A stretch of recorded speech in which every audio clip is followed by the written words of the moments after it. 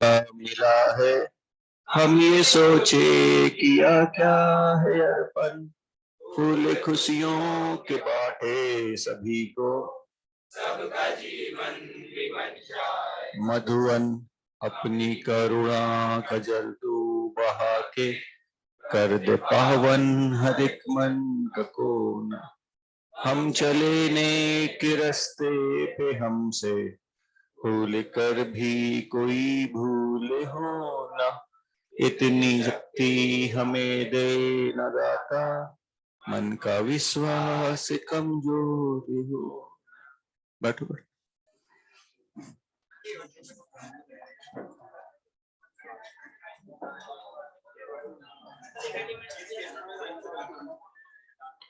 Okay students, कुछ homework दिया था आप लोगों को, बताओ भाई। होमवर्क में S1O1 क्या था? S2। अच्छा, S2 और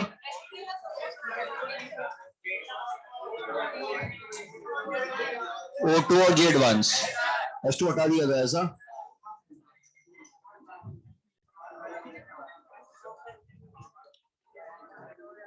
चलो देख लेते हैं O2 और J एडवांस सीट का केमिकल काइनेटिक्स में। हाँ ठीक है, चलो चलो देख लेते हैं जल्दी से।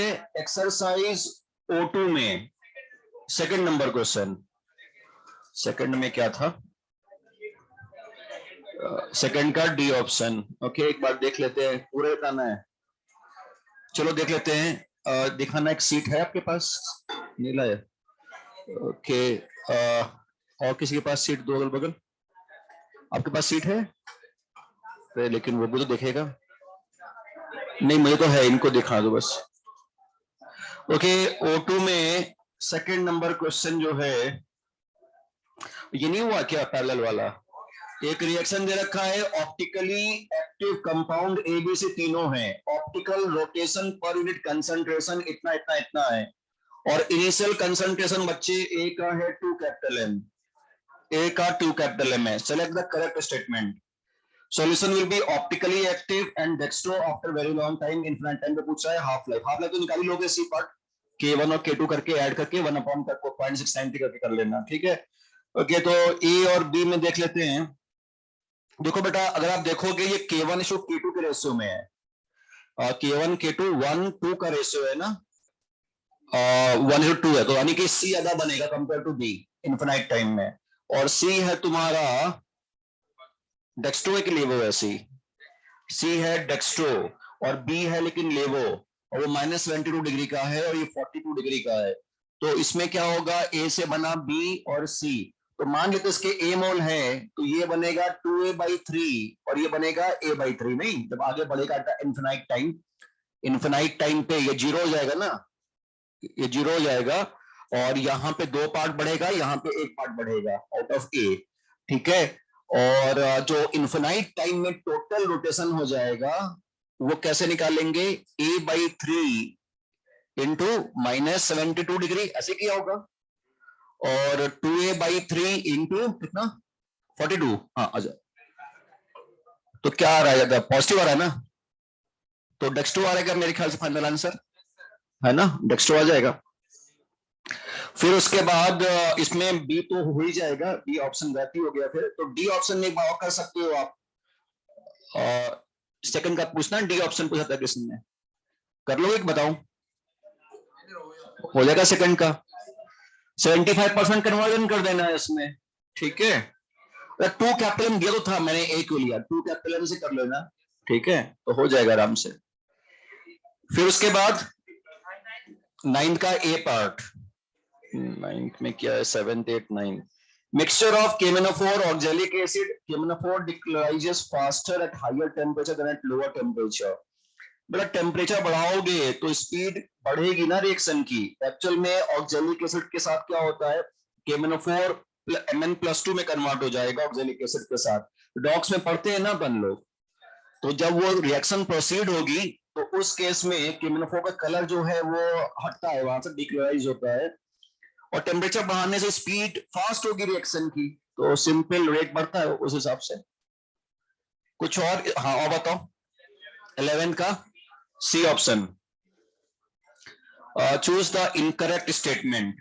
When slowest step is the first step in mechanism, the rate law of overall reaction is same as the rate law for this step. Choose the incorrect statement.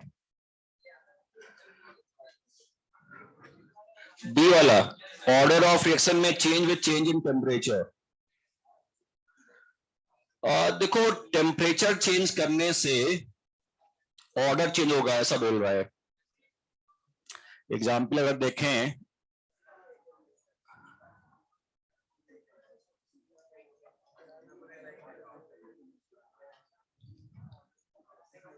Order of reaction में change with change in temperature. अपने सामने तो कोई ऐसा आया नहीं case अभी तक का, मतलब जो अपन ने पढ़ाया हुआ है। Change in temperature, temperature change करेंगे तो ऑर्डर बदलेगा।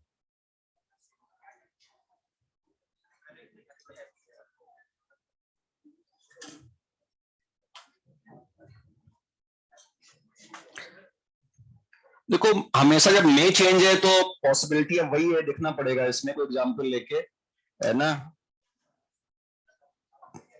और इसमें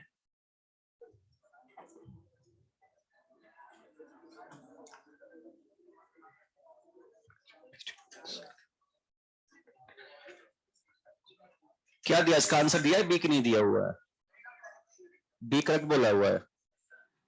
तो देखो में चेंज तो मतलब अब ऑलवेज होता तो फिर गड़बड़ भी होती, लेकिन देखना पड़ेगा एक बार इसको, है ना, में चेंज वाला हिसाब किताब क्या है।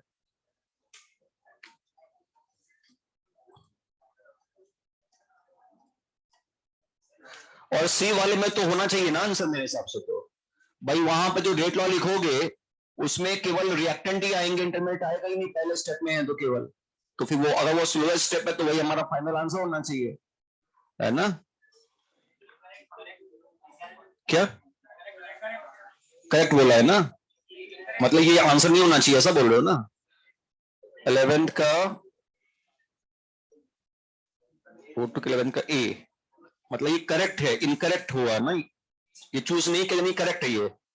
हाँ तो करेक्ट तो बोल रहा हूं मैं, है ना, ठीक है ना, ये चूज नहीं किया तो करेक्ट हुआ ना ये, ठीक है ठीक है।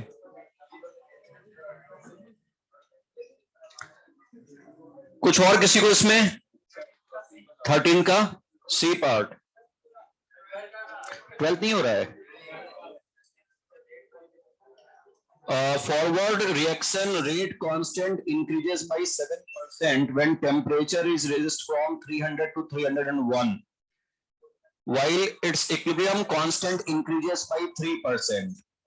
Which of the following are correct? Energy of activation forward reaction का देखो, पहले अगर तुम्हारे पास K1 था 100 तो बाद में कितना हो गया, 7% रेट कांस्टेंट बढ़ा, तो K1 अगर तुम्हारा 100 था तो K2 कितना हो गया 107 ना, 7% बढ़ा, और टेम्परेचर कितना बढ़ा 1 केल्विन का, तो ये हम अगर ln में दे रखा है ना, तो ln 107 upon 100 equal to EA by R 1 upon 300 minus 1 upon 301। तो इससे मिलेगा नहीं आंसर का एनर्जी ऑफ एक्टिवेशन फॉरवर्ड का पहला ऑप्शन, वो 1.03 दिया हुआ है ना, और ये होना चाहिए इंक्रीज 7%, तो ये तो गड़बड़ होगा ना, एनर्जी ऑफ एक्टिवेशन फॉरवर्ड में गड़बड़ है। फिर delta H second option, second में क्या करोगे आप, इक्विलिब्रियम कांस्टेंट का रेशियो ले लो, तो ए और बी दोनों ही गलत आ रहे हैं फिर तो, और क्या आंसर नहीं दिया हुआ है अभी, तो ए और बी दोनों ही गलत हो गए ना। बी वाले में क्या हो जाएगा, ln 103 by 100 equal to delta H by R equilibrium constant 1 by 300 minus 1 by 301, ऐसे ही होगा ना। और फिर जब बैकवर्ड रिएक्शन देखोगे तो फिर तुम्हें वापस उसमें क्या होगा, तुम्हें इक्विलिब्रियम कांस्टेंट का रेशियो और रेट कांस्टेंट का रेशियो पता चल गया है, ठीक है। जैसे मैं क्या कह रहा हूं कि पहले K1 था 100 तो इक्विलिब्रियम कांस्टेंट भी अगर मान लो 100 था, बाद में इक्विलिब्रियम रेट कांस्टेंट K2 हुआ तो नया रेट इक्विलिब्रियम कांस्टेंट कितना हो गया है 103। ठीक है ना।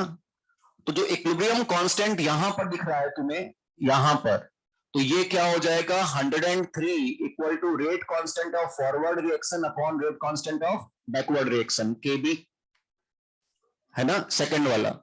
और बेटा ये वाला क्या हो जाएगा 100 इक्वल टू 100 अपॉन KB1। तो KB1 अगर मान लो 1 है तो KB2 नया बैकवर्ड रेट कांस्टेंट क्या हो जाएगा 107/103, ठीक है ना। तो फिर ये हमारे पास KB2 और KB1 का रेशियो आ गया, फिर से यहां पर रख देंगे और ये निकाल लेंगे बैकवर्ड रिएक्शन का, ठीक है ना।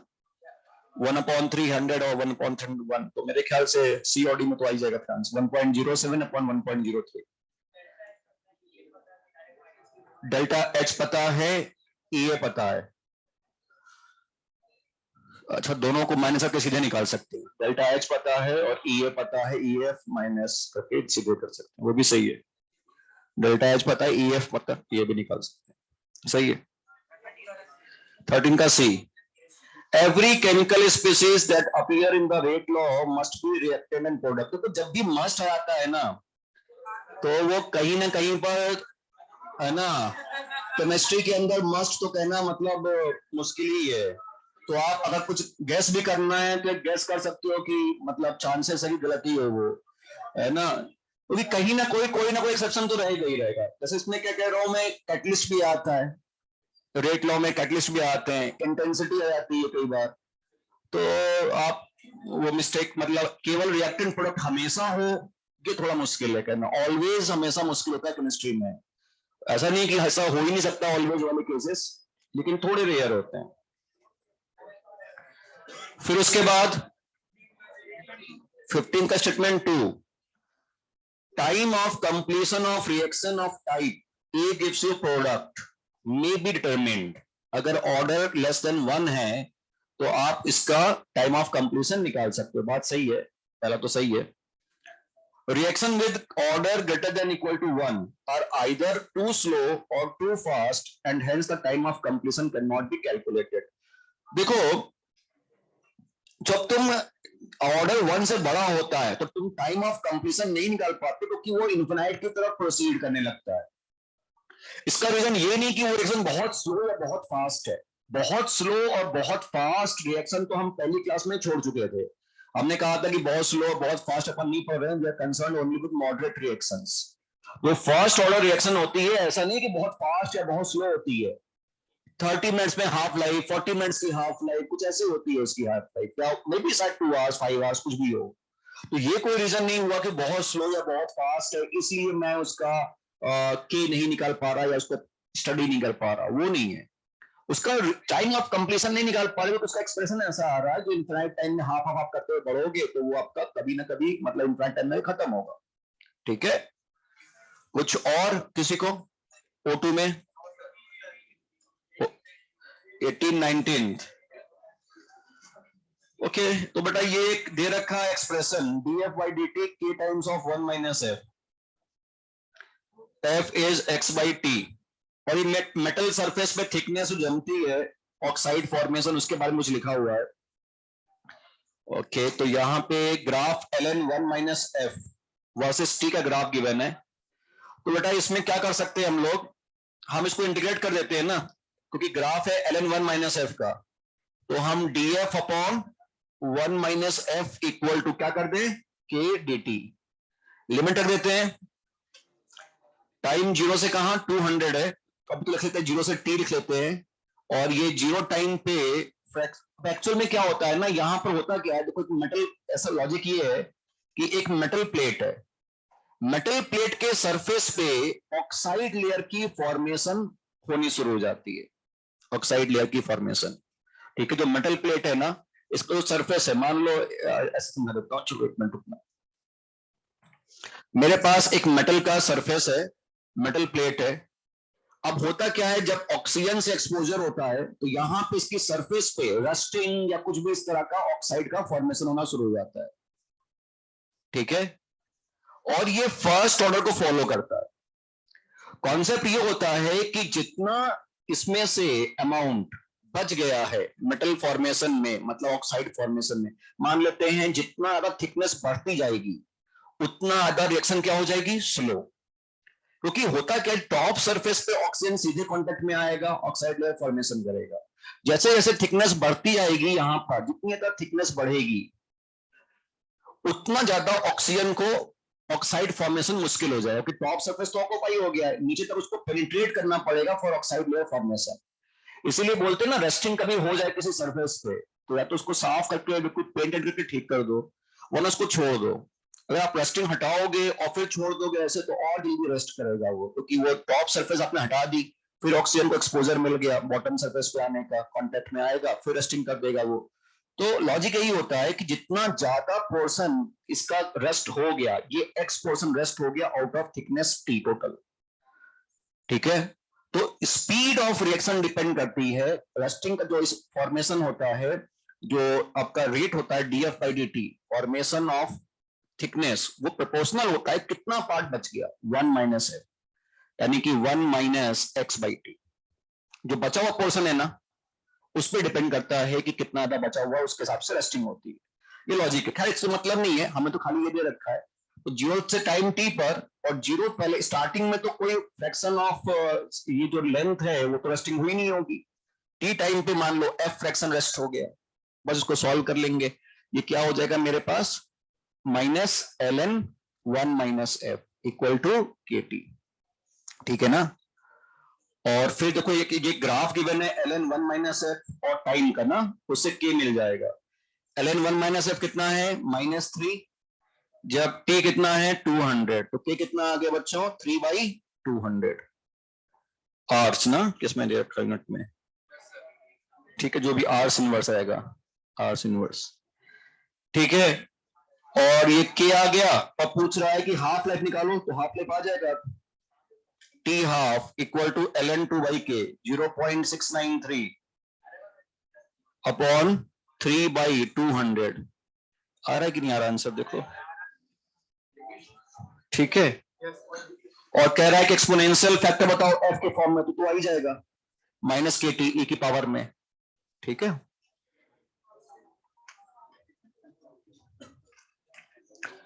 अच्छा, कुछ आगे का तो अपन कर ही चुके थे वैसे, है ना, हो चुका था। फिर जे एडवांस में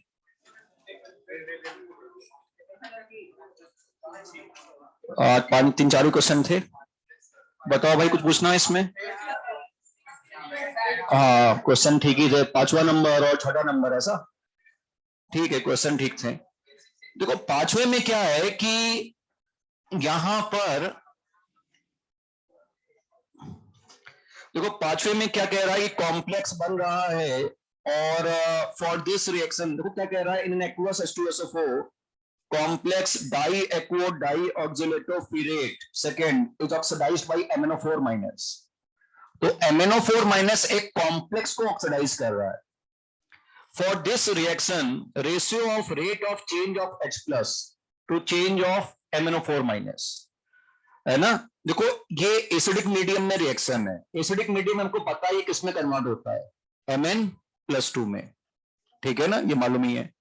अच्छा यहाँ पे जो कॉम्प्लेक्स है, जो भी कॉम्प्लेक्स है उसमें क्या होगा, डाइएक्वो डाइऑक्सिलेटो, इसमें क्या होगा, ऑक्सिलेट या Fe+2 फेरिक में या CO2 में कुछ भी कन्वर्जन हो, एक मिनट उसको रखते हैं कि कुछ कन्वर्जन होगा जो भी है इधर, ठीक है। देखो यहाँ पे जो अगर फेरस है तो किसमें जाता है पता ही है आपको, फेरिक में। अगर ऑक्सिलेट आयन है तो किसमें जाता है, CO2 में, ठीक है, यही होता है इसमें। एक्वा में तो कुछ होगा नहीं, वाटर में कुछ होगा नहीं। अब मैं अगर बैलेंसिंग में जाऊं तो Mn इधर एक एक 4 ऑक्सीजन तो 4 वाटर, कितने हाइड्रोजन है 8, बैलेंसिंग करना पता है ना आपको, तो 8 H प्लस, ऐसे करते हैं ना, पहले ऑक्सीजन बैलेंस किया फिर हाइड्रोजन, अब चार्ज कितना 8 प्लस 1 नेगेटिव 7 प्लस 2 प्लस यानी 5 इलेक्ट्रॉन। हाफ फ्रैक्शन Mn की तो ऐसे ही बैलेंस होगी ना, यहां पे बैलेंसिंग अपन देखेंगे बाद में। अब होता क्या है कि यहां पे साफ साफ क्लियरली विजिबल है कि अगर Mn का एक पार्ट खत्म होगा तो H प्लस का 8 पार्ट खत्म होगा, ठीक है ना। यहां पे कोई H प्लस नहीं आएगा, फेरस फेरिक में कन्वर्ट होगा, ऑक्सिलेट CO2 में कन्वर्ट होगा, H प्लस एक्स्ट्रा इन्वॉल्व नहीं होंगे कुछ भी, तो नेट रिएक्शन खाली यही है। जो बेसिक में पता है। इस पार्ट से मतलब ही नहीं था, सेकंड पार्ट से। इसका एक part rate of disappearance of MnO4, rate of disappearance ऐसे पूछा है ना कुछ, ठीक है। Rate of disappearance of MnO4 minus divide by 1, rate of disappearance of H plus divide by 8, बस इस तरह से, ठीक है। सिक्स्थ वाला भी क्वेश्चन अच्छा था। सिक्स्थ वाले में क्या था कॉन्सेप्ट, देखो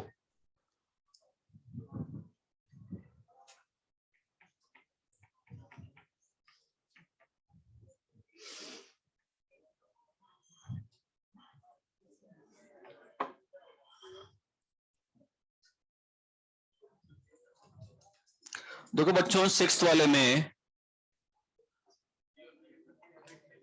एक रिएक्शन गिवन है, एक्सोथर्मिक है ना। N2 plus 3H2 gives you 2NH3 और डेल्टा H इसका क्या है, लेस देन 0, एक्सोथर्मिक है। और ग्राफ गिवन है परसेंटेज यील्ड और टाइम का, ऐसा कुछ ग्राफ आपके सामने गिवन है और ये ग्राफ कुछ इस तरह से मेंशन्ड है एट T1 टेम्परेचर। अब एक बात बताओ, टेम्परेचर बढ़ा दिया गया तो ग्राफ का चेंजेस क्या होंगे, टेम्परेचर बढ़ाया गया। अब मुझे ये बताओ कि यहां पर तुम्हें ये पता होगा इक्विलिब्रियम में कि टेम्परेचर बढ़ाने से ये रिएक्शन किधर जाती है, फॉरवर्ड कि backward, exothermic reaction backward direction में आती है। तो अमोनिया का जो परसेंटेज बनना था वो कम हो जाएगा पहले से, तो यील्ड तो कम होगी ना, तो T2 तो नीचे ही आएगा। इक्विलिब्रियम पर अमोनिया का जो परसेंटेज बनेगा वो कम होगा पहले से, एक्सोथर्मिक में रिएक्शन बैकवर्ड जाती है। As temperature increases reaction move कहां करेगी, बैकवर्ड डायरेक्शन में, यानी percentage ammonia at equilibrium decreases, ठीक, पहली चीज है ना। तो ये तो ग्राफ तो ये नीचे आएगा, जो कि मुझे दो में शायद दिखते हैं, कितने में दिख रहे हैं, दो में दिख रहे हैं। फिर अगला पार्ट ये होता है कि जब तुम टेम्परेचर बढ़ाओगे तो स्पीड ऑफ रिएक्शन बढ़ेगी, टेम्परेचर बढ़ाने से हमेशा क्या बढ़ता है, तो स्पीड ऑफ रिएक्शन बढ़ेगी, तो जो परसेंटेज कन्वर्जन है वो जल्दी हो जाएगा। तो जो यहां पर इस टाइम पर जितना बन रहा था अमाउंट, अब उससे ज्यादा बनेगा, क्योंकि टेम्परेचर बढ़ाओगे तो टेम्परेचर बढ़ाने से क्या बढ़ता है, तो ग्राफ ऊपर से आते हुए इस तरह से आएगा नीचे। Equilibrium will be faster achieved, temperature बढ़ा रहे हो, रिएक्शन बैकवर्ड तो जाएगी, परसेंटेज रेट घटेगा लेकिन स्पीड बढ़ेगी, ठीक है।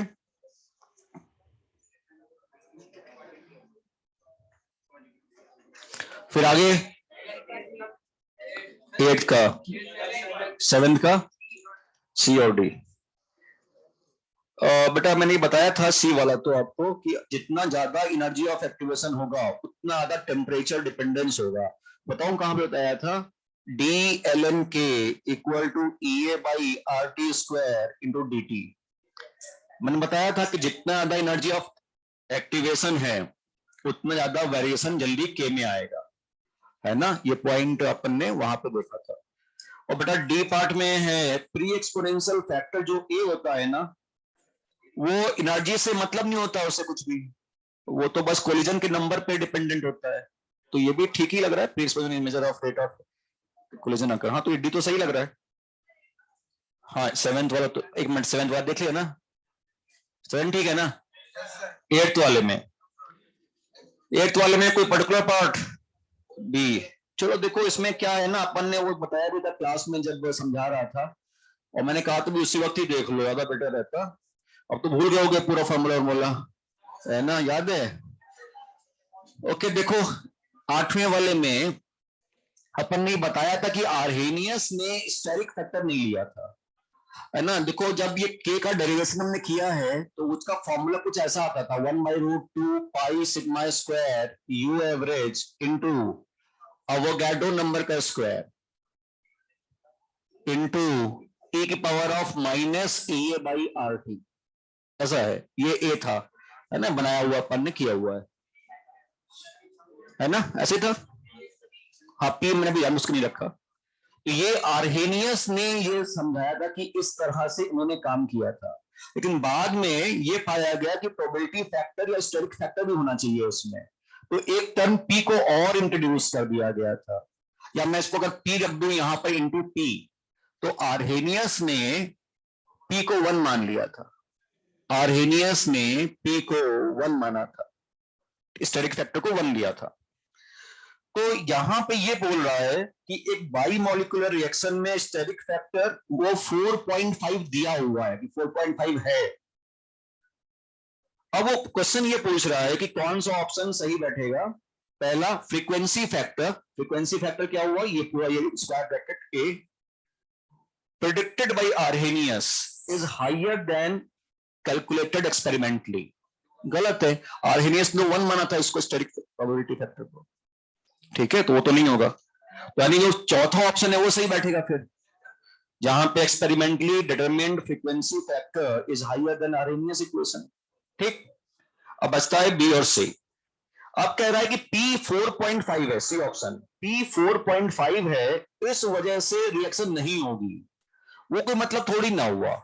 स्टेरिक फैक्टर तो क्या बताता है, प्रोबेबिलिटी ऑफ कोलिजन या ऐसा कुछ है बस, वो ये थोड़ी ना बोले कि रिएक्शन होगी नहीं, P 4.5 होगा, इनफैक्ट और थोड़ा सा हार्डपून रिएक्शन टाइप की होती है और फास्टर भी आती है कई बार ये रिएक्शंस, तो उसमें तो कोई ऐसा नहीं है कि कैटलिस्ट डालोगे तभी होगा, वो तो गलत है।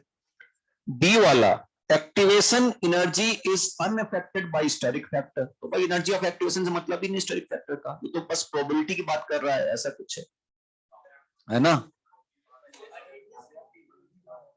क्या चीज फिर से बोलो। नहीं नहीं, इसका इससे मतलब थोड़ी ना हुआ कुछ भी, अगर P बदलेगा है ना, तो ये क्यों बदलेगा, एनर्जी ऑफ एक्टिवेशन क्यों बदलेगी। Steric factor energy of activation क्या होता है, कम से कम कितनी एनर्जी और चाहिए ताकि वो हाइट को क्रॉस कर पाए, ये तो बिल्कुल ही इंडिपेंडेंट है एक दूसरे से, स्टेरिक फैक्टर और एनर्जी फैक्टर। नहीं नहीं नहीं, आप ऐसा तो फिर सबको इंटरडिपेंडेंट कर दोगे हर एक को, ऐसा थोड़ी ना होता है। अब मैं कहूं कि यहाँ पे सिग्मा है, साइज ऑफ एटम है, वो डिपेंडेंट हो गया P से, वो मतलब थोड़ी ना हुआ कुछ भी, तो सभी को एक दूसरे पर डिपेंडेंट हो जाएंगे, ठीक है ना। जैसे मैं कह रहा हूँ U average equal to root of 8 RT/πm, आप कहो टेम्परेचर मोलर मास पे डिपेंडेंट है, वो थोड़ी ना हुआ ना। आप तो ऐसा तो फिर आप लॉग लेके सब कुछ कर रहे हो, फिर तो हो जाएगा डिपेंडेंसी, ठीक है। कुछ और इसमें 13 का सी डी और डी, 13 में एक रिएक्शन दे रखी है, 13 देख लो भाई, फर्स्ट ऑर्डर है ना ये, अच्छा केवल एक्स के टर्म में है, तो बेटा इसने दे दिया dp by D T equal to K into X की पावर 1, ठीक है, और 2 मोल इसके दे रखे हैं और 1 मोल y का, ठीक, और 50 सेकंड में 0.5 मोल y is left in container, तो बेटा 50 सेकंड में ये 0.5 रह गया, तो ये भी 1 रह जाएगा, तो आधा हो गया ना, यही हाफ लाइफ हो गई, तो ये हाफ लाइफ हो गई 50 सेकंड की, ठीक, पहली चीज। तो इसमें बी ऑप्शन आ जाएगा एक, तो के भी निकाल सकते हैं फिर, ठीक है। अब तुम पूछ रहे हो सी और डी पार्ट ना,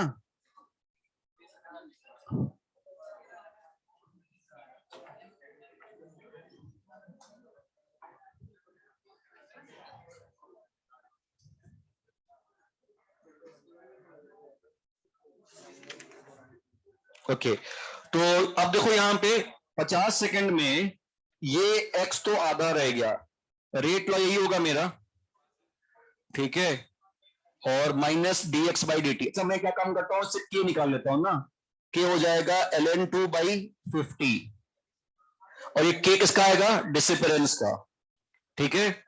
और तुम्हें जो पूछा गया है सी पार्ट एट 50 सेकेंड, तो dx बाई डी टी, ये तो डिसिपरेंस का बोल रहा है ना, minus dx by D T, तो ये हो जाएगा के डिसिपरेंस इंटू एक्स की पावर ऑफ 1, 50 सेकंड के बाद, 50 सेकंड के बाद एक्स कितना बच रहा है 1, तो के डी इंटू 1 है ना, ठीक है, ये हो जाएगा। और ये डी पार्ट 100 सेकंड के बाद देखना कितना बचा एक्स, ठीक है,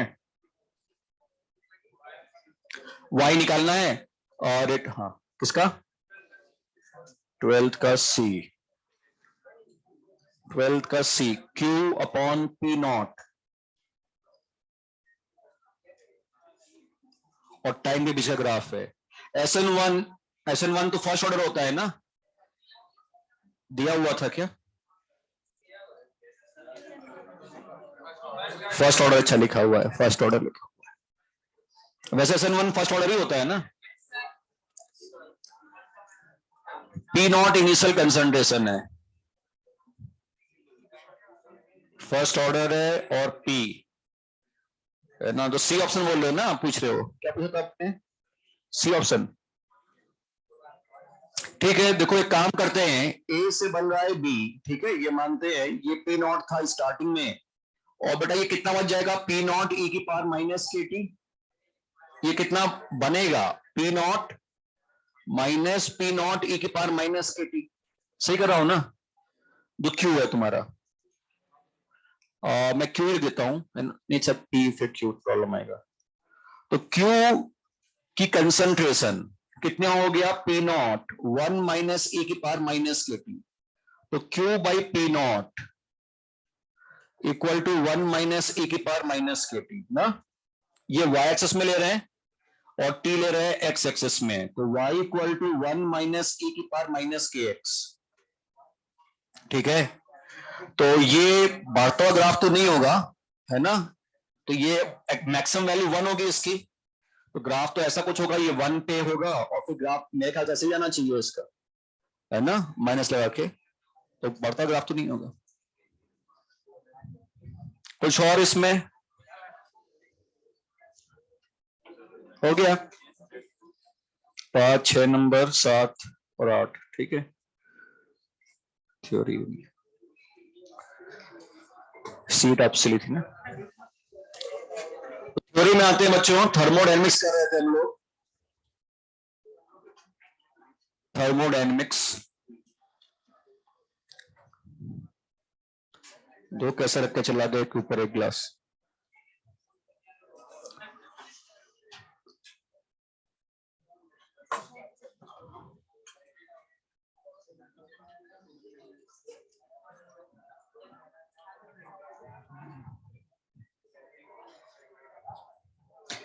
काइनेटिक्स का सेंड कर दूं आप लोगों को एडिशनल, कि सॉलिड सॉलिड करना है, सॉलिड करोगे पहले, सॉलिड रिवाइज भी हो जाएगा, बिल्कुल भरोसा नहीं, कुछ सारे तुम लोग पूछ लो, ये भी भरोसा नहीं है ना, क्या करना है पहले, सॉलिड करोगे, ठीक है ठीक है ठीक है, जो इजी होगा पहले भेज देता है, नहीं है ना, चलो खैर ठीक है, काइनेटिक्स होगा जल्दी हो जाएगा, थोड़ा हाथों हाथ, सॉलिड वाला तुम्हारा फिर याद पढ़ना पड़ेगा, याद होगा नहीं कुछ तुम लोगों को, याद है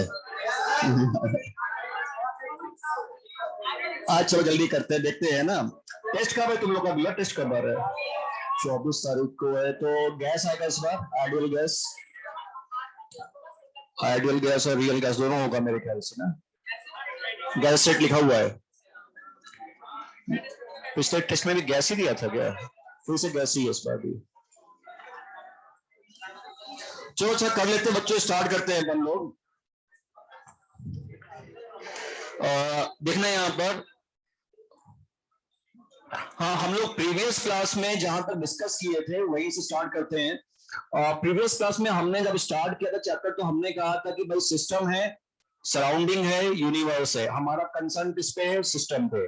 सिस्टम तीन तरह के हैं, open, closed, isolated. Open system में क्या क्या ट्रांसफर हो सकता है, मास एंड एनर्जी, एनर्जी का मतलब हीट और वर्क दोनों देखना है, केवल हीट मत सोचना, हीट प्लस वर्क दोनों का ट्रांसफर ना हो या हो जो भी। आइसोलेटेड में दोनों ट्रांसफर नहीं होंगे, और क्लोज्ड में केवल एनर्जी ट्रांसफर हो सकता है, मास ट्रांसफर नॉट अलाउड।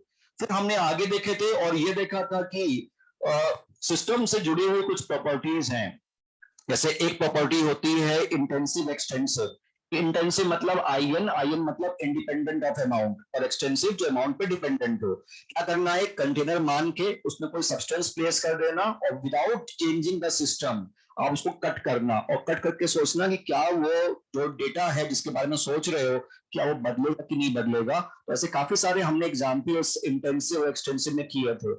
फिर दो एक्सटेंसिव प्रॉपर्टी का रेशियो हमेशा इंटेंसिव होगा, और अगर एक्सटेंसिव प्रॉपर्टी पर ग्राम पर लीटर या पर मोल लिखी जाती है तो वो इंटेंसिव होगी। और एक्सटेंसिव प्रॉपर्टी को आप एल्जेब्रिकली ऐड कर सकते हो, इंटेंसिव को नहीं कर सकते। फिर हम स्टेट और पाथ फंक्शन पे आए थे, वो फंक्शन या वेरिएबल जिसकी वैल्यू केवल और केवल एक पी पर डिपेंड करे, प्रेजेंट पर, वो होता है स्टेट फंक्शन। वो ना तो पास्ट पे डिपेंड करती है और ना ही पाथ पे डिपेंड करती है। वहां से यहां तक आने में कौन सा पाथ चॉइस किया उससे कोई फर्क नहीं पड़ता है उसको।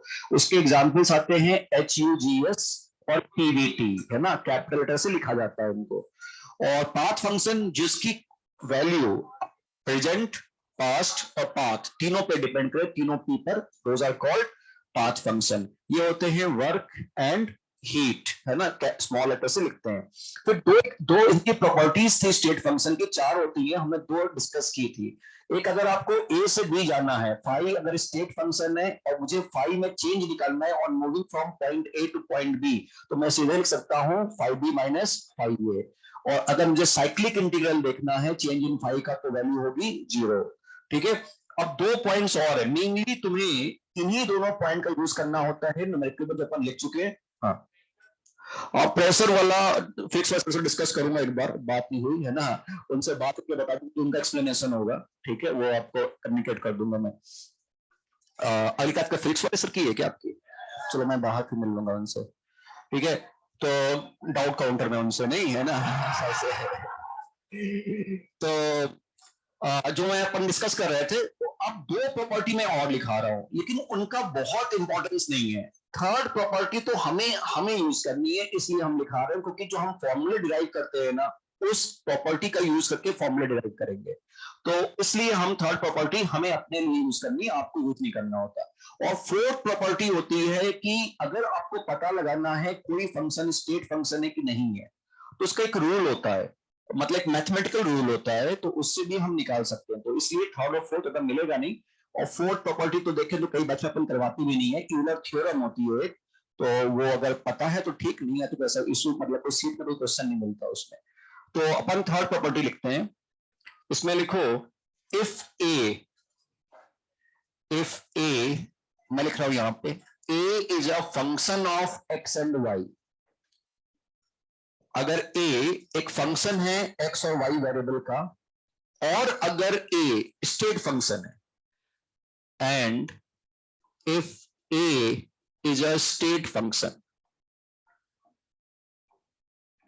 तो क्या है बच्चों, एक ए जो है वो एक फंक्शन है एक्स और वाई का, सिर्फ प्रेशर है, प्रेशर फंक्शन है किसी दो वेरिएबल का, और अगर वो स्टेट फंक्शन है, तो एक मैथमेटिकल एक्सप्रेशन लिखा जाता है इसके लिए कि ए में change D A, total change in A जो होगा because of change in X और वाई।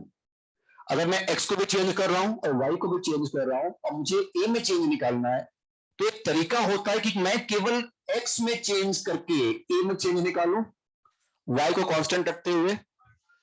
तो del A by del X keeping Y constant into DX, ये rate of change of A है, rate of change of A with change in X, और जितना x में change किया उससे multiply किया मैंने। ठीक है, ये एक्स में चेंज की वजह से ए में चेंज निकाला, plus del A by del Y keeping X constant into D Y. A में टोटल चेंज एक्स और वाई दोनों की वजह से जो होगा, एक बार वाई को कांस्टेंट रखो, एक्स की वजह से चेंज निकाल लो, फिर एक्स को कांस्टेंट रखते हुए वाई में चेंज करके ए में चेंज निकालो, और दोनों को जोड़ दो, तो जो वैल्यू होगी वो नेट चेंज इन ए आ सकता है। सपोज करो ये मान लेते हैं प्रेशर है, और pressure dependent on volume and temperature, दोनों को बदल रहा होगा, वॉल्यूम भी बदला टेम्परेचर भी बदला, तो मैं या तो एक साथ भी निकाल सकता हूं दोनों में न्यूमेरिकली, या मैं क्या करूंगा, केवल वॉल्यूम में चेंज करूं कि कांस्टेंट रख दूं, चेंज निकाल लूं, फिर रुक जाऊं 2 मिनट के लिए, रुक जाऊं, फिर दूसरे वेरिएबल को चेंज करूं पहले को कांस्टेंट रखते हुए और चेंज निकाल के ऐड कर दूं तो आंसर मेरा वही आए। और इसका कोई यूज तुम्हें कोई मतलब नहीं होता, हमें केवल न्यूमेरिकल्स में फॉर्मूले डिराइव करने में काम आता है हमारे लिए। तो नोट कर लेना इसको, जहां पे del A by del X जो है ना, कीपिंग वाई कांस्टेंट, ये बोलते हैं rate of change of A, rate of change of A with change in X. तो एक्स में चेंज करने से ए में चेंज क्या होगा, कीपिंग वाई कांस्टेंट, साथ में ये लिखना ही है कीपिंग वाई कांस्टेंट। तो ये रेट ऑफ चेंज है, और जब मैं dx से मल्टीप्लाई कर दूंगा तो del A by del X keeping Y constant into dx, ये हो जाएगा change in A due to change in x, due to change in x keeping Y constant. एक है rate of change of A और एक है change in ए, दोनों में डिफरेंस है ना। रेट ऑफ चेंज तो समझते हो ना, वो स्पीड टाइप का कुछ हो गया, और वो टोटल चेंज कितना हुआ ए में, और जब मैं दोनों को ऐड कर दूंगा नेट टीए क्या हो गया, total change in A, total change in A due to change in x and y, due to change in x and y।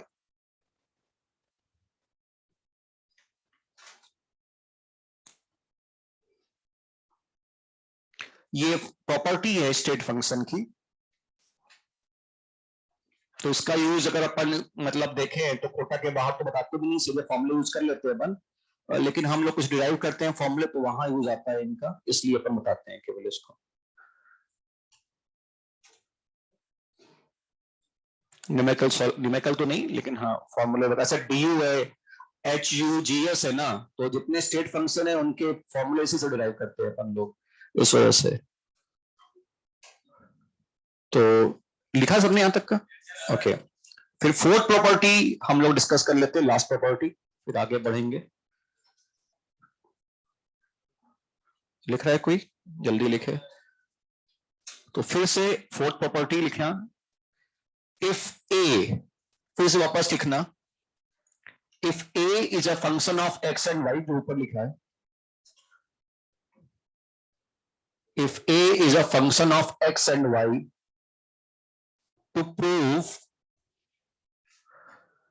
that a is a state function, to prove that a is a state function, Euler theorem, लिखा हुआ EULER, Euler EULER, Euler theorem is used। अगर a दो variable पे depend कर रहा है और मुझे ये प्रूव करना है कि वो स्टेट फंक्शन है कि नहीं है, तो उसके लिए यूलर थ्योरम का हम यूज कर सकते हैं। और यूलर थ्योरम क्या कहता है, देखना ध्यान से, बहुत सिंपल सा है। अगेन तुम्हें डिफरेंशिएशन करना है पार्शियल, एक बार ए का डिफरेंशिएशन करो with respect to X keeping Y constant, जो वैल्यू आए उसका दोबारा डिफरेंशिएशन करो with respect to Y keeping X constant. ठीक है, पहले y के रिस्पेक्ट में करो, सॉरी x के रिस्पेक्ट में डिफरेंशिएशन करो y कांस्टेंट रखते हुए, जो वैल्यू आए अब दोबारा उसको y के रिस्पेक्ट में डिफरेंशिएशन करो कीपिंग x कांस्टेंट। ठीक, फिर एक बार अब ठीक उल्टा करो, डिफरेंशिएशन ऑफ a करो with respect to y keeping x constant, जो वैल्यू आए फिर दोबारा डिफरेंशिएशन करो with respect to x keeping y constant. अगर दोनों वैल्यू सेम आ गई तो वो स्टेट फंक्शन होगा। ठीक है, तो अगर Euler theorem is used, if this is followed, then A is a state function. If, मैं कहता हूं, चलो नोट कर लेना इसको, फिर एक क्वेश्चन करवा दूंगा इस पे। If above relationship is followed, if above relationship is followed, then A is a state function. तो बच्चों चार तुम्हारे पास इसकी प्रॉपर्टी है. पहला साइक्लिक इंटीग्रल जीरो चेंज, ए से भी जाने पे 5e माइनस 5 है. थर्ड क्या है कि एक लिखने का तरीका डीए को डेल एक्स बाई और डेल वाई के टर्म में, और एक प्रूफ करने के लिए कोई स्टेट फंक्शन है कि नहीं.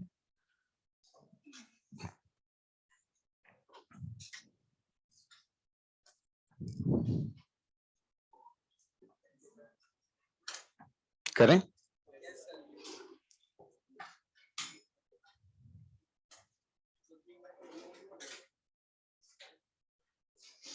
तो क्वेश्चन है check whether volume occupied by, question लिखना मैं लिख देता हूं, check whether volume occupied by 1 mole of ideal gas, 1 mole of ideal gas is a state function or not, is a state function or not. Check करो एक mole ideal gas जो volume occupy करता है क्या वो state function है कि नहीं है. आइडियल गैस के लिए V तो पता ही है क्या है, N1 रख देंगे तो V equal to RT by P, यानी V is a function of P and T. अब देख लो डिफरेंशिएशन करके दो बार यूलर थ्योरम लगा के.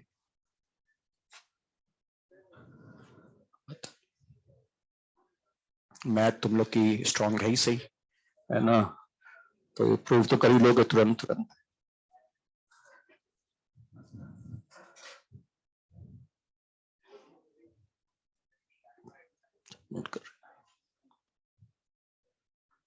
देख लो सिंपल सा, कोई खास नहीं है ऐसा, आराम से बैठ.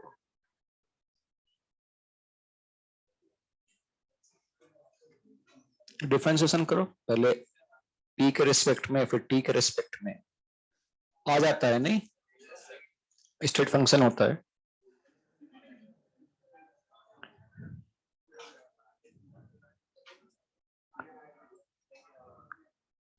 आ रहा है क्या था, minus R by P square, minus R by P square.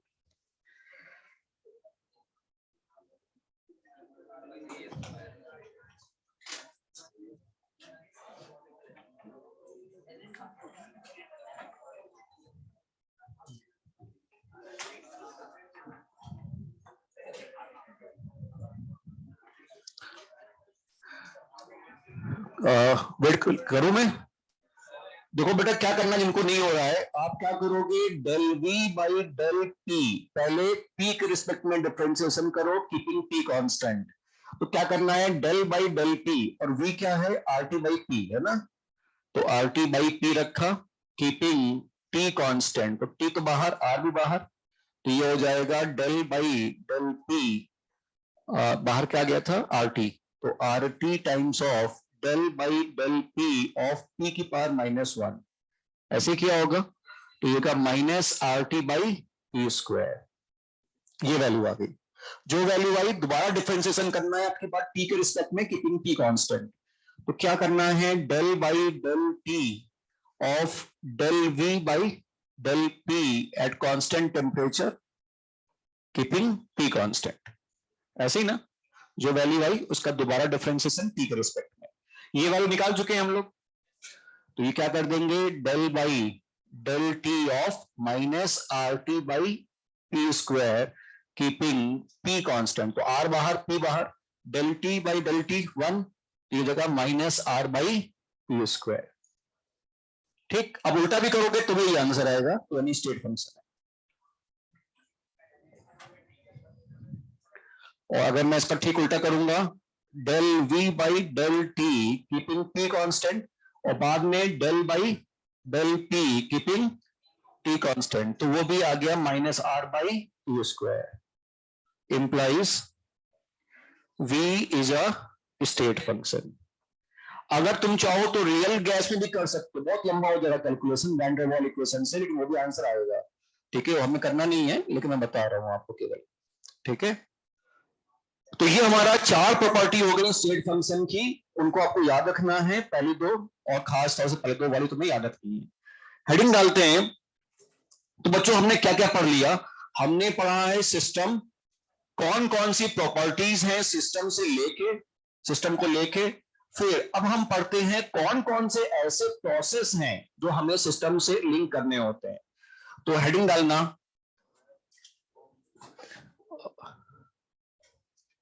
लिख रहा है अभी क्या? तो important process related with system, heading डालना important process related with system.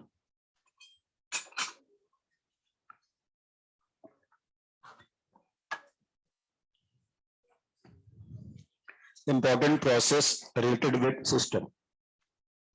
तो बच्चों कुछ प्रोसेस के नाम तुम लोग को पहले से पता होंगे, आइसोथर्मल, एडियाबैटिक, आइसोकोरिक, आइसोबारिक, है ना। तो अब हम लोग एक इसके अलावा और भी पढ़ेंगे, लेकिन पहले एक लाइन लिखवाता हूं इन सबके बारे में। ए पार्ट लिखो आइसोथर्मल प्रोसेस, ए पार्ट लिखो आइसोथर्मल प्रोसेस। क्या होता है? टेम्परेचर, हाँ, थ्रू आउट द प्रोसेस, पूरे प्रोसेस में ना। तो temperature remains constant throughout process, इसमें लिखना temperature remains constant throughout process, temperature remains constant throughout process. Bracket में dt 0 है ना, dt 0 रखेंगे, dt 0। फिर लिखना B part isobaric process, isobaric process, isobaric process, इसमें लिखो pressure remains constant throughout process, pressure remains constant throughout process, pressure remains constant throughout process, bracket में dp equal to 0। ठीक है, देखो इनकी डिटेल हम लोग आगे पढ़ेंगे, है ना, वापस इनकी हेडिंग डाल के 2-3 क्लास आगे हम लोग करेंगे डिस्कशन, लेकिन थोड़ा थोड़ा सा एक बार कर लेते हैं इंट्रोड्यूस इनको। अगला कौन सा? Isochoric process, isochoric process, volume remains constant throughout process, volume remains constant throughout process, bracket में dv 0, volume remains constant throughout process। और कौन सा प्रोसेस होगा? Adiabatic, adiabatic process, adiabatic process क्या होता है? हाँ, नो हीट एक्सचेंज, हाँ, no heat exchange between system and surrounding throughout process, no heat exchange between system and surrounding throughout process, no heat exchange between system and surrounding throughout process, throughout process, bracket में वही Q equal to 0। ठीक है, अब बच्चों हम लोग एक cyclic भी है, लेकिन ठीक है आपको पता ही होगा, हम लोग हेडिंग डालते हैं रिवर्सिबल एंड इरिवर्सिबल प्रोसेस, उसको डिटेल में स्टडी करेंगे। Reversible and irreversible process, reversible and irreversible process, reversible and irreversible process.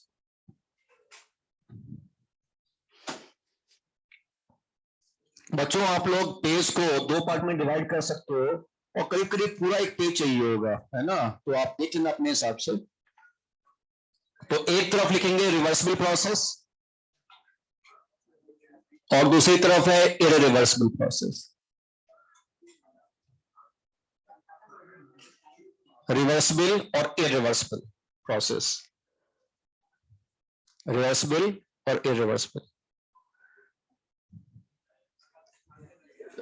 देखना यहां पर सब लोग, एक मिनट देखना फिर नोट करना, क्योंकि बहुत सारे पॉइंट्स आपको याद भी रखने होंगे उन सबको आगे के लिए भी।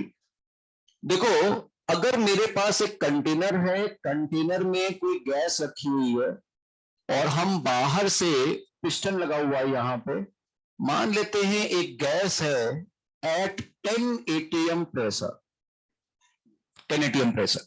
अब होगा क्या कि इस पिस्टन को कंट्रोल करने के लिए या मैनेज करने के लिए बाहर का भी प्रेशर कितना होना चाहिए, 10 एटीएम। हम एक काम करते हैं, मान लेते हैं बाहर वैक्यूम में, ठीक। तो हमें 10 एटीएम का प्रेशर रखने के लिए हमने क्या किया, इसके पिस्टन के ऊपर कोई सैंड पार्टिकल्स को प्लेस कर दिया, मतलब बहुत छोटे छोटे पार्टिकल सैंड की बोरी या मिट्टी की बोरी उसको पूरी डाल दी, इतना प्रेशर लगाया कि ये प्रेशर 10 एटीएम लग जाए। यहाँ पे ये सैंड पार्टिकल्स हैं और ये प्रेशर लगा रहे हैं 10 एटीएम का बाहर से। वैक्यूम है, प्रेशर एक्सटर्नल प्रेशर, उसको छोड़ते हैं एक मिनट के लिए। दूसरी तरफ वापस ऐसा ही एक केस लिया हमने इररिवर्सिबल में, कंटेनर लिया, गैस लिया, फिर से उसी तरह से पिस्टन लगा हुआ है और गैस का प्रेशर है 10 एटीएम, लेकिन बाहर का प्रेशर मैनेज करने के लिए मैंने दो ब्लॉक्स ले लिए। एक ब्लॉक लिया है, मान लेते हैं 1 एटीएम का जो प्रेशर लगाए, और दूसरा ब्लॉक प्रेशर लगा रहा है 9 एटीएम का। दो ब्लॉक्स लिए हुए हैं, 1 एटीएम एंड 9 एटीएम प्रेशर। अब हमें गैस को एक्सपैंड करना है, दोनों में गैस को एक्सपैंड करके प्रेशर घटा के 1 एटीएम तक लेके आना है, इसमें भी और उसमें भी।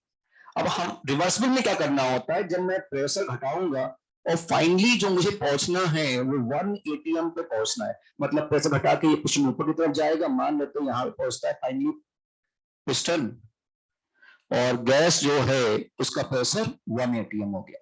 अब इसको करने के लिए हम क्या करते हैं, एक सैंड पार्टिकल हटाते हैं, उठाएंगे, किनारे रख देंगे, फिर 2 मिनट तक वेट करेंगे कि जो डिस्टर्बेंस किया है तुमने वो ठीक हो जाए, नलीफाई हो जाए। फिर एक सैंड पार्टिकल और हटाएंगे, किनारे रख देंगे, फिर वेट करेंगे ताकि जो प्रॉब्लम है, जो भी तुमने डिस्टर्बेंस क्रिएट किया वो ठीक हो जाए। एक्चुअल में डिस्टर्बेंस तो हुआ ही है ना, वो ना के बराबर है, लेकिन अंदर का प्रेशर 10, बाहर का 9.9999 कुछ भी होगा, कुछ तो कम हुआ ना, तो वेट तो करना पड़ेगा। फिर ऐसे करते करते एक सैंड पार्टिकल धीरे धीरे हटाते हुए अगर मैं इन्फिनाइट टाइम में प्रेशर 10 से 1 एटीएम तक पहुंचा दूं, तो वो प्रोसेस कहलाता है reversible process. Infinite time and infinite steps लगते हैं इस प्रोसेस को करने के लिए। तो धीरे धीरे करते हुए बैठे के आराम से बिना कुछ किए और आप धीरे धीरे इस तरह से प्रोसेस करवाओगे तो उसको हम बोलेंगे रिवर्सिबल प्रोसेस। और अगर मान लो ऐसा हुआ कि आपने प्रोसेस करना शुरू कर दिया और 10 साल बाद प्रेशर प्रेशर 10 का 9.8 एटीएम हो गया, तो मतलब वो इरिवर्सिबल हो गया। आपने अगर टाइम लग दिया कि भाई ये 10 साल बाद इतना कितना प्रेशर हो गया, तो वो इरिवर्सिबल के अंदर आ जाए, मतलब वो हाइपोथेटिकल प्रोसेस है, इन्फिनाइट टाइम इन्फिनाइट स्टेप में होने वाला प्रोसेस है। दूसरा प्रोसेस, उसमें भी वही काम करना है, हमें प्रेशर घटाना है इसका। फिर से हम क्या करेंगे बच्चों, यहां से अब हम थोड़ा अपना दिमाग लगाते हुए जल्दी करने के लिए ऊपर से 9 एटीएम का ब्लॉक लिफ्ट कर देंगे, प्रेशर 1 करना है, तो गैस 10 एटीएम पर था, 1 एटीएम का ब्लॉक रखा हुआ है, और थोड़ा इसको विजुलाइज करना क्या हो रहा होगा। मैंने 9 एटीएम का ब्लॉक जस्ट लिफ्ट किया, ये 9 एटीएम का ब्लॉक मैंने जस्ट लिफ्ट किया ऊपर की तरफ, ठीक। अब क्या होगा इसके बाद, ये गैस एक्सपैंड होगी, कब तक एक्सपैंड होगी, जब तक कि अंदर और बाहर का प्रेशर सेम ना हो जाए, 1 और 1 एटीएम ना हो जाए, गैस का एक्सपेंशन होगा, ठीक है। लेकिन आप समझ सकते हो कि ये तो लिमिटेड टाइम में हो जाएगा ना, एक लिमिटेड टाइम और लिमिटेड स्टेप में हुआ। कितने स्टेप मैंने यूज किए, केवल एक, मैंने एक ब्लॉक को लिफ्ट किया और बस वो ऊपर मूव कर गया, मेरा तो एक ही स्टेप लगा ना, यहां पर तो बार बार इन्फिनाइट स्टेप्स लग रहे थे। तो वो होता है इरिवर्सिबल प्रोसेस, वो प्रैक्टिकल प्रोसेस है, एक लिमिटेड टाइम में होने वाला प्रोसेस है, और डेली लाइफ में हमें वो इरिवर्सिबल प्रोसेस ही मिलते हैं, रिवर्सिबल नहीं मिलते, ठीक। हम रिवर्सिबल पढ़ाते क्यों हैं, क्योंकि ये सबसे एफिशिएंट प्रोसेस होते हैं, है ना। कोई भी अगर प्रोसेस आप रिवर्सिबली करवाओ तो सबसे अच्छा रिजल्ट देता है वो, लेकिन इसमें टाइम इतना लगेगा कि पॉसिबल होता नहीं, ठीक है ना। अच्छा, फिजिक्स में केवल रिवर्सल पढ़ाते हैं, जो हो नहीं सकता वही पढ़ाया गया है आपको, रिवर्सल प्रोसेस, ये रिवर्सिबल नहीं पढ़ाया गया, ठीक। तो हम लोग यहाँ पे दोनों चीज पढ़ाएंगे, रिवर्सिबल और इरिवर्सिबल, एक प्रैक्टिकल प्रोसेस और एक हाइपोथेटिकल प्रोसेस। अब आप पहला तो काम यही करो, इसमें करीब 10-12 पॉइंट लिखने होते हैं, 10 पॉइंट। तो पहला पॉइंट में तो ये डायग्राम में 5 बॉक्सेस और जैसे जैसे बने हुए हैं।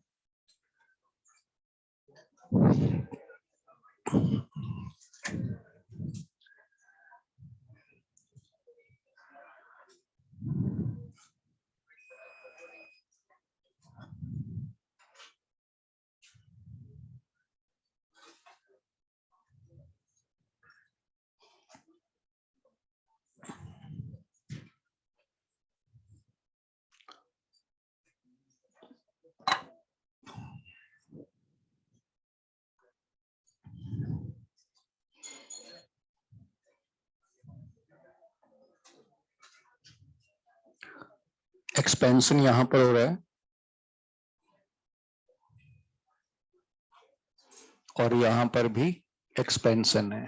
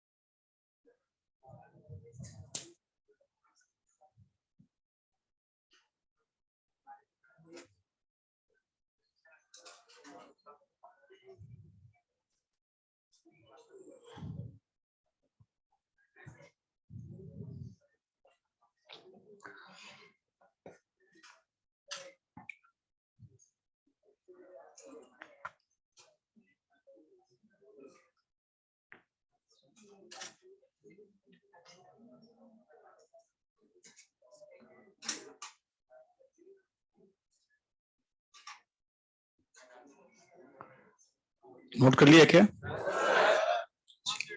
कितने बॉक्स बन गए अभी तक का? ये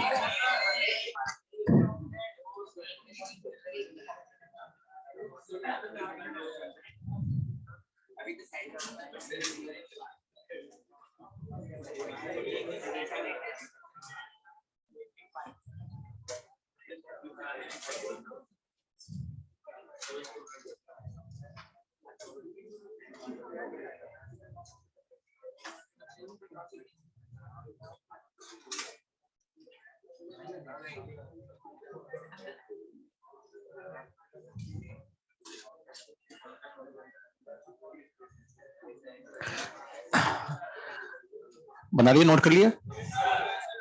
जल्दी करो, अभी टाइम भी खत्म होने वाला है। आज 2 ही क्लास है तुम लोग की, नहीं?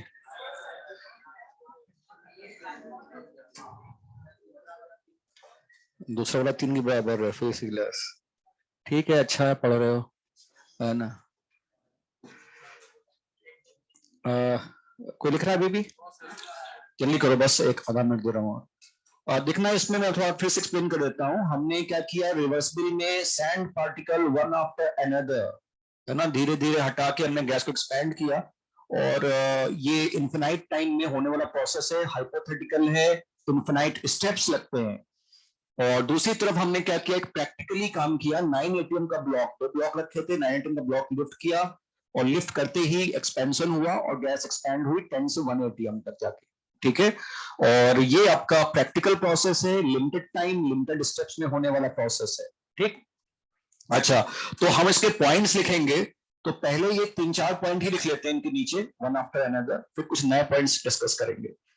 तो नोट कर लिया हो तो अपन पहला पॉइंट लिखेंगे। ये पहला पॉइंट हो चुका, अगर तुमने ये बनाया है तो सेकंड पॉइंट लिखना। सेकंड पॉइंट लिखो, रिवर्सिबल के नीचे लिखना, sand particles are removed, sand particles are removed one after another sand particles are removed one after another for expansion.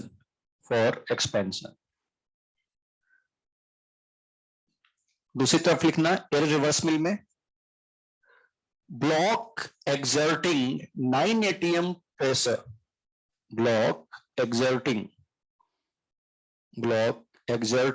9 atm pressure is lifted suddenly.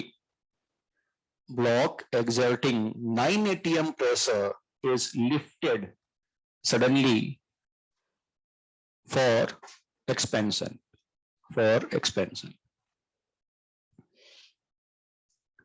Reverse भी नीचे लिखना. Third point, take infinite time and infinite steps.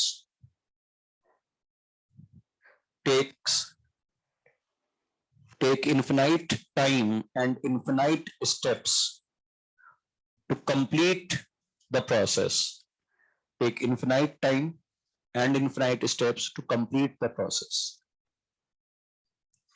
Irreversible के नीचे लिखना completes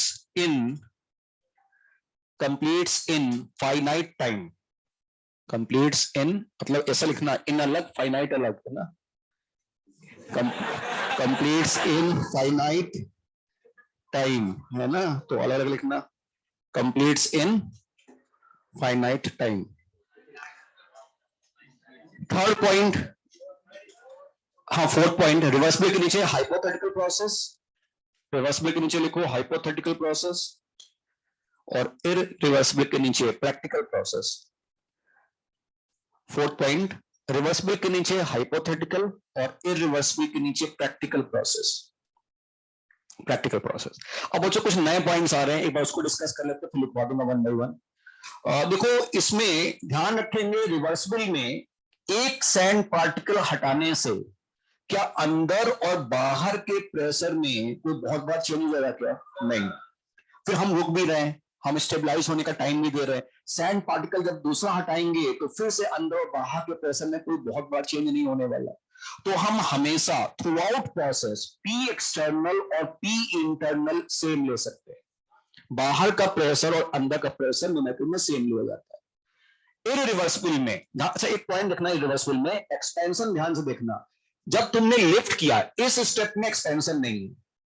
expansion कब होगा? Second step में. यहां से जब ये लिफ्ट हो चुका है, जस्ट लिफ्ट हुआ, तब एक्सपेंशन स्टार्ट होगा.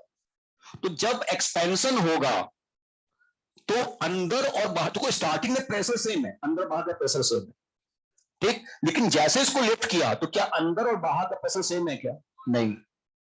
थ्रू आउट प्रोसेस, जब प्रोसेस हो रहा होगा, जब पिस्टन मूव कर रहा होगा, तो अंदर और बाहर का प्रेशर सेम नहीं है. स्टार्टिंग और एंड में तो ऑब्वियसली सेम होगा, लेकिन जब पिस्टन मूव कर रहा है तो बाहर और अंदर का प्रेशर सेम नहीं ले सकते. अंदर का प्रेशर 10 है या 9 होगा या 8 होगा, बाहर का 1 है, कुछ भी सेम नहीं है. यहाँ पे एक्सटर्नल इंटरनल प्रेशर सेम लेते, न्यूमेरिकल करेंगे, वहां पे एक्सटर्नल और इंटरनल प्रेशर सेम नहीं लेते. अगला पॉइंट, ठीक है, एक्सटर्नल इंटरनल प्रेशर वहां सेम नहीं है, लेकिन आप अगर ध्यान से देखोगे तो एक्सटर्नल प्रेशर, अंदर का नहीं, एक्सटर्नल प्रेशर कांस्टेंट होगा प्रोसेस में. जब पिस्टन मूव कर रहा होगा तो बाहर का प्रेशर 1 एटीएम का 1 एटीएम रहा, अंदर का प्रेशर बदलेगा, 10, 9, 8, 7 जाएगा, चेंज होता रहेगा, लेकिन एक्सटर्नल प्रेशर कांस्टेंट लेंगे बाहर का. इसमें एक सैंड पार्टिकल हटाएंगे तो 9.99, फिर 9.98, कभी 7 भी आएगा प्रेशर. तो ये वेरिएबल प्रेशर है बाहर का, उसका एक्सटर्नल प्रेशर कांस्टेंट होता है. तो दो पॉइंट जो बोले फिर से बता देता हूं मैं. एक, अंदर और बाहर का प्रेशर हमेशा सेम लेंगे, इसमें पूरे प्रोसेस में, उसमें सेम नहीं ले सकते. जब पिस्टन मूव कर रहा है तब खासतौर, ठीक है, स्टार्टिंग में ले लो अंदर बाहर का सेम, एंड में ले लो सेम, लेकिन जब पिस्टन मूव करेगा तो अंदर और बाहर का प्रेशर सेम नहीं लेंगे. दूसरा, उसमें एक्सटर्नल प्रेशर कांस्टेंट है ड्यूरिंग एक्सपेंशन, इसमें एक्सटर्नल प्रेशर वेरिएबल होगा ड्यूरिंग एक्सपेंशन या कंप्रेशन जो भी है. अगला पॉइंट, एक सैंड पार्टिकल हटाने से क्या अंदर की गैस डिस्टर्ब हो जाएगी क्या? नहीं. फिर मैं वेट भी कर रहा हूं, टाइम दे रहा हूं उसको मैनेज करने के लिए. तो अंदर की गैस लगातार यूनिफॉर्म है, तो PV equal to nRT throughout process लगा सकते हो. क्योंकि गैस यूनिफॉर्म है, पीवी इक्वल टू एनआरटी जब गैस यूनिफॉर्म होती है तब लगा पाते हैं। तो ये गैस यूनिफॉर्म रहेगी तो PV equal to nRT throughout expansion और कंप्रेशन यूज कर सकते हो। उसमें स्टार्टिंग में पीवी इक्वल टू एनआरटी लगा दो, कोई दिक्कत नहीं है, फ्री है। एंड में लगा दो जब बिल्कुल स्टेबलाइज हो गया, लेकिन जब पिस्टन मूव करेगा तो आप पीवी इक्वल टू एनआरटी नहीं लगा सकते। रीजन क्या है कि आपने सडनली 9 एटम का ब्लॉक लिफ्ट करके हटा दिया, बाहर का प्रेशर 1 है, अंदर का प्रेशर 10 है, तो सडनली जो पिस्टन है वो ऊपर तेजी से मूव करेगा, तेजी से मूव करेगा तो गैस फॉलो करेगी उसे, तो गैस यूनिफॉर्म नहीं हो पाती, कहीं पे ज्यादा कहीं पे कम है, हल्का फुल्का प्रेशर में डिफरेंसेस होते हैं। तो PV equal to nRT during expansion या कंप्रेशन नहीं लगा सकते। स्टार्टिंग में लगा देंगे, एंड में लगा देंगे, लेकिन जब एक्सपेंशन है यानी सेकेंड से थर्ड स्टेप यहां से यहां आ रहे तो आप पीवी इक्वल टू एनआरटी नहीं लगा सकते। ठीक है, ये 3-4 पॉइंट और आए हमारे सामने, एक पॉइंट और बचेगा तो उसको बाद में लिखवाएंगे फिर से। पहले अपना फिफ्थ पॉइंट लिखो। फिफ्थ पॉइंट है पैरामीटर्स ऑफ, फिफ्थ पॉइंट लिखो, parameters of system and surrounding, parameters of system and surrounding differ by, parameters of system and surrounding differ by very small amount, differ by very small amount। इसी में लिख लेना, इसी fifth point में नीचे लिखना, आप इस तरह लिखना, P external equal to P internal plus minus dP।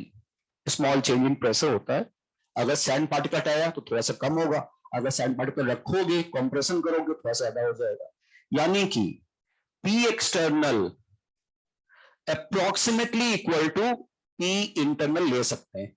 उसी पॉइंट पे लिख लेना, P एक्सटर्नल P इंटरनल लिया जा सकता है। फिर तेरे रिवर्सल में आना, तेरे रिवर्सल में लिखना parameters of system and surrounding, तेरे रिवर्सल में लिखना parameters of system and surrounding differ by, parameters of system and surrounding differ by large amount, differ by large amount। तो आप इस तरह लिख लेना इसके नीचे, P external equal to P internal plus minus delta P, plus minus delta P implies P external not equal to P internal। External और internal same नहीं ले सकते।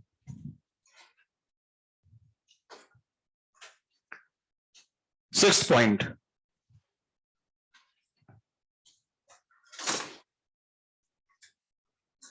रिवर्स में नीचे लिखना P external is variable, reverse में नीचे लिखना P external is variable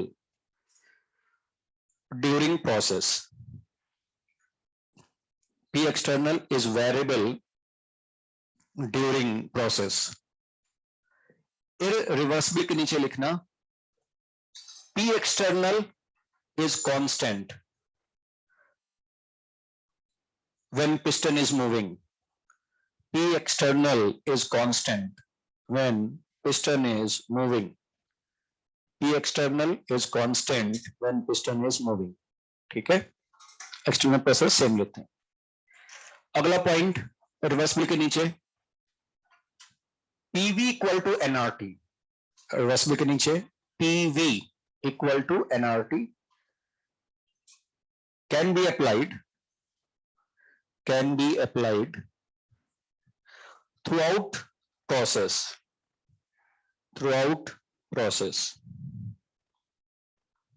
पूरे प्रोसेस में PV इक्वल टू एनआरटी लगा सकते हो। फिर रिवर्स में लिखना PV equal to nRT cannot be applied, PV equal to nRT cannot be applied when piston is moving, when piston is moving।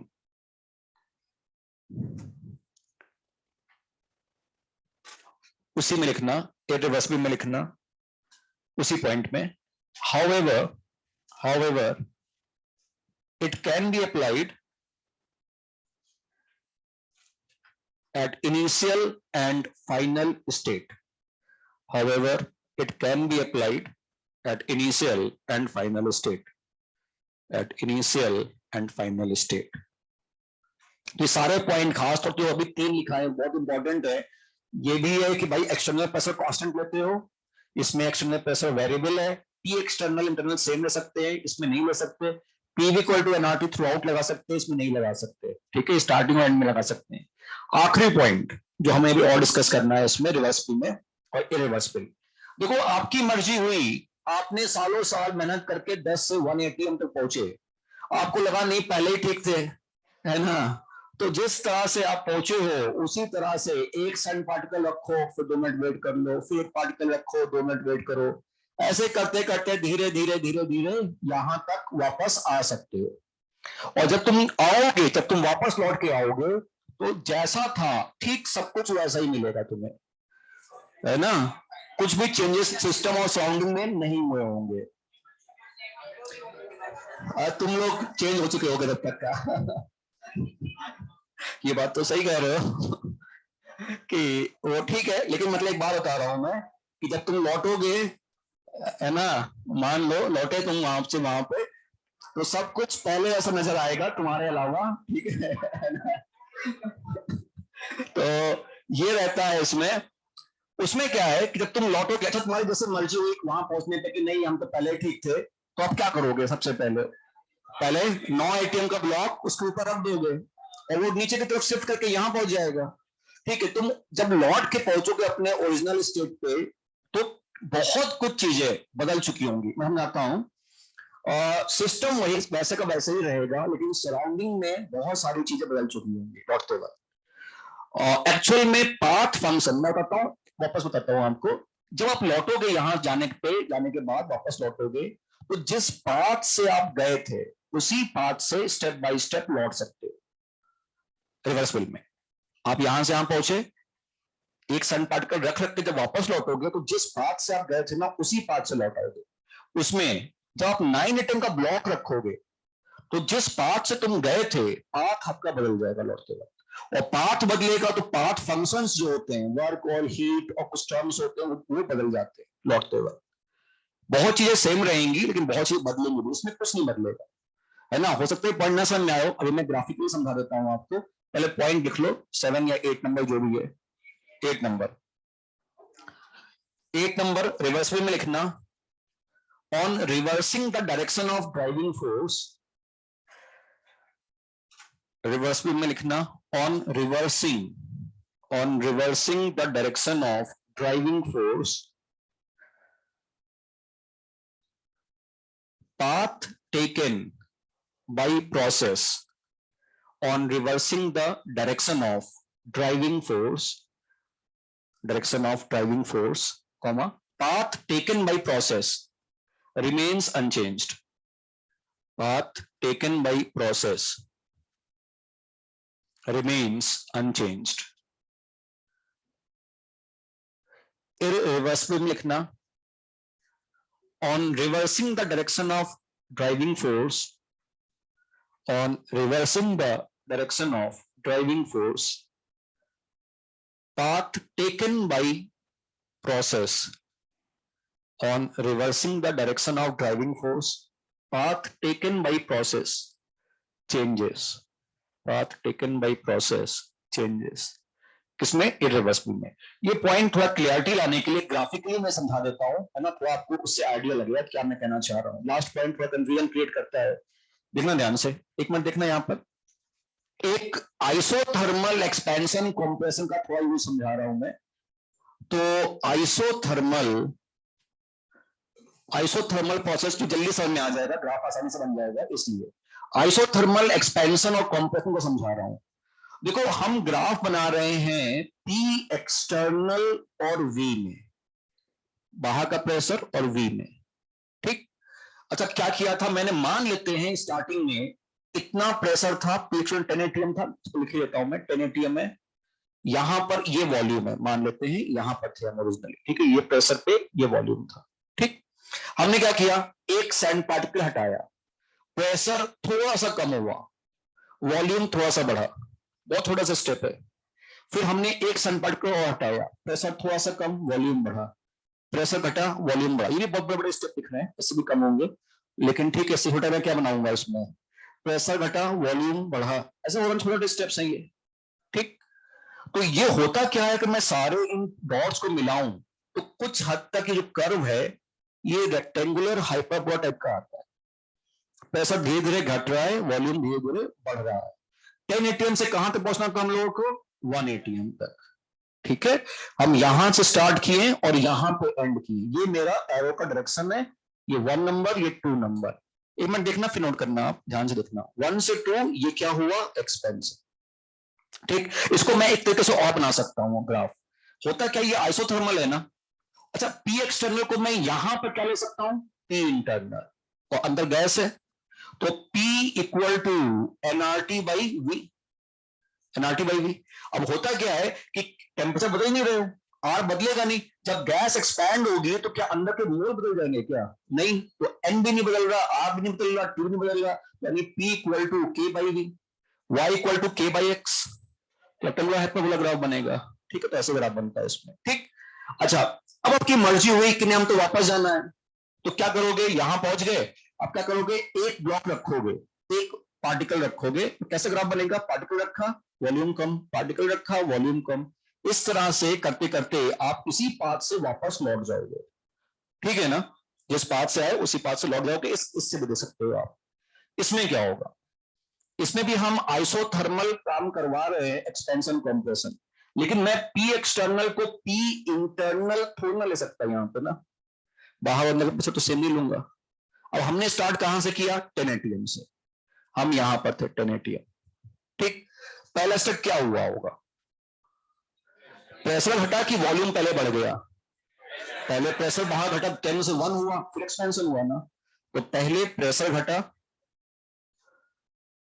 10 से कहां तक पहुंचे, 1 पे, और फिर 1 एटीएम के अगेंस्ट ये एक्सपेंशन हुआ, ग्राफ इस तरह से जाएगा, है ना, ये हुआ 1 से 2, 1 2 एंड 3, तो 1 से 2, 2 से 3, ये क्या हुआ, एक्सपेंशन।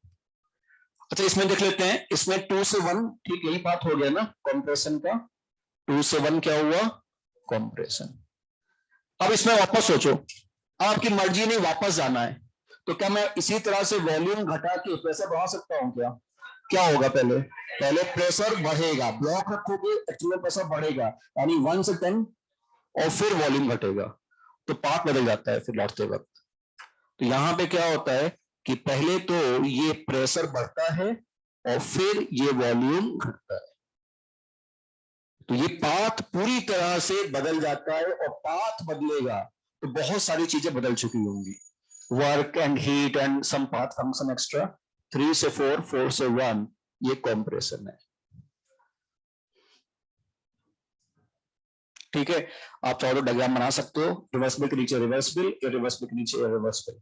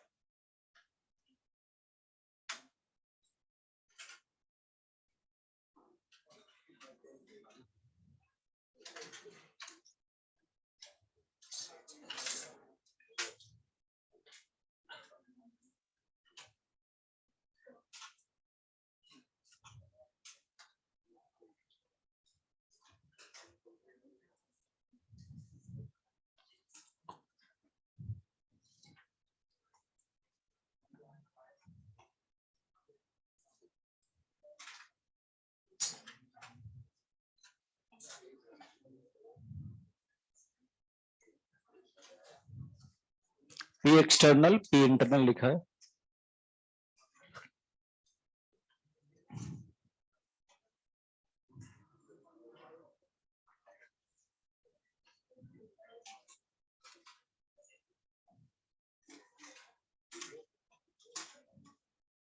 नोट करके लिखेंगे अपन एक पॉइंट, है ना। नोट कर लो, पहले नोट कर लिया सबने इसको जरा आपको। ये ब्लॉक्स रब कर दे रहा हूं पहले ना, वरना मालूम पर दोबारा बना लो ब्लॉक्स को, है ना।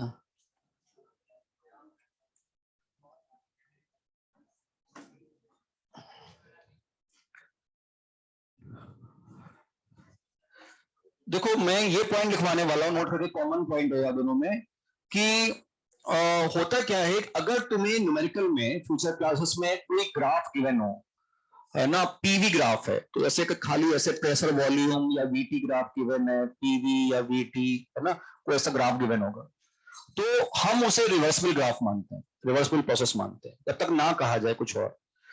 एक्चुअल में होता क्या है कि देखो, अगर पीवी ग्राफ गिवन है, मान लेते हैं कोई प्रोसेस में आ गए, ऐसा कुछ ग्राफ गिवन है आपको, ठीक है, ऐसा कुछ ग्राफ है, तो मुझे ऐसा पता है कि हर पॉइंट पे प्रेशर वॉल्यूम पता है, जैसे मान लो ग्राफ है, मुझे इस पॉइंट का प्रेशर वॉल्यूम पता है, इस पॉइंट पे प्रेशर वॉल्यूम पता है, ठीक है, वो कब पॉसिबल है, रिवर्सिबल में।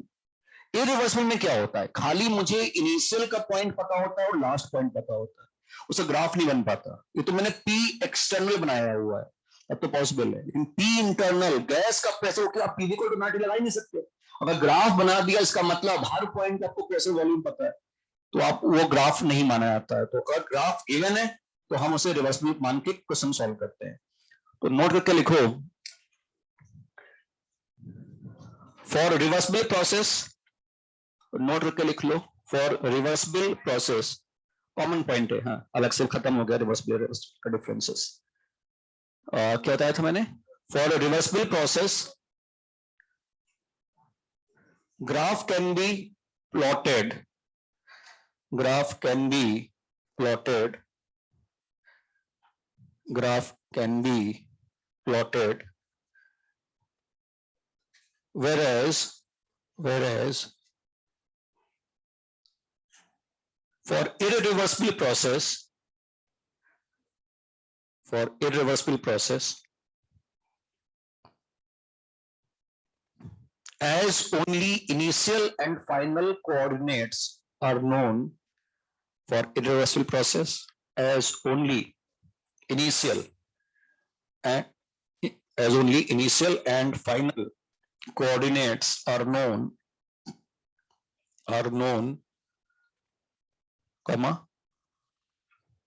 graph cannot be accurately plotted, graph cannot be accurately plotted, ठीक है, क्योंकि मुझे इनिशियल और फाइनल पॉइंट्स पता है, तो ग्राफ आप करेक्टली प्लॉट नहीं कर सकते, ठीक है। तो ये इंफॉर्मेशन याद रखना, और होमवर्क रहेगा S2, और लिक्विड के बचे 5-6 क्वेश्चन, है ना, एडिशनल के, और रेस कर लें, एक रेस, कहां तक पहुंचा था आपका रेस, 12 तक हुआ है, 12 हुआ है,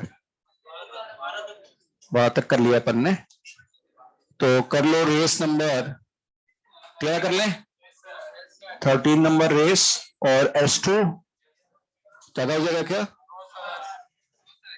एडिशनल में 5-6 क्वेश्चन, अरे तुम लोग तो कर लो, तो मुझे डिस्कस करना पड़ेगा ना, वो होगा कि नहीं होगा ये भी देखना है, वैसे तुम अगर डाउट तो पूछते नहीं हो, लेकिन S2 में थोड़ा रहेगा, डाउट रहता है। एडिशनल में लिक्विड में कितना 26 से 31 तक बचे हैं, जो हैं 35 हैं, 33 तक है, 33 वाला तो शायद तुमको पता ना हो, रिएक्शन है ना, तो वो प्रॉब्लम करेगा।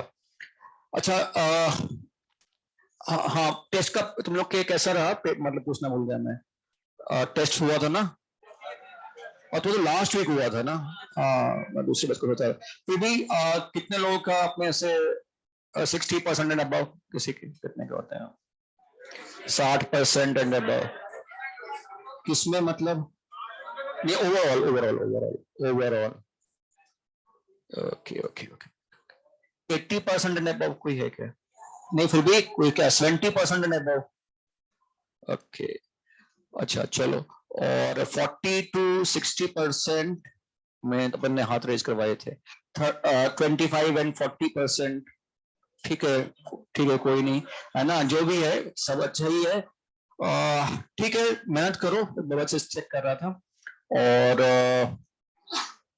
ठीक है, पेपर तो था, ठीक ही था, बहुत टफ तो नहीं था। फिजिकल करना ना बताओ। केमिस्ट्री में कैसा रहा आप लोग का? केमिस्ट्री सही था है ना? केमिस्ट्री में फिजिकल तो ठीक ही था, आसान तो नहीं था, आसान तो नहीं था इस बार का, ठीक था। मतलब मुझे तो क्वेश्चन थोड़ा ठीक ही लगा था, डिफिकल्टी लग रहे थे काफी, कुछ तो दो चार क्वेश्चन तो। खैर चलो जैसा भी है, ठीक है। होमवर्क दे दिया मैंने, इसको रिवाइज करना है ना। मैंने पहले बोला है थर्मोडायनेमिक्स में क्लास में बैठने के पहले एक बार रिवाइज कर लेना, 4-10-15 मिनट पहले आ जाना यहाँ पे, रिवाइज करके बैठना। ओके, आर्यन का भी परसेंटेज बताया है बच्चे ने, है ना? 61.5, वेरी गुड आर्यन, है ना? चलो ठीक है, okay bye. Online student end करो मीटिंग।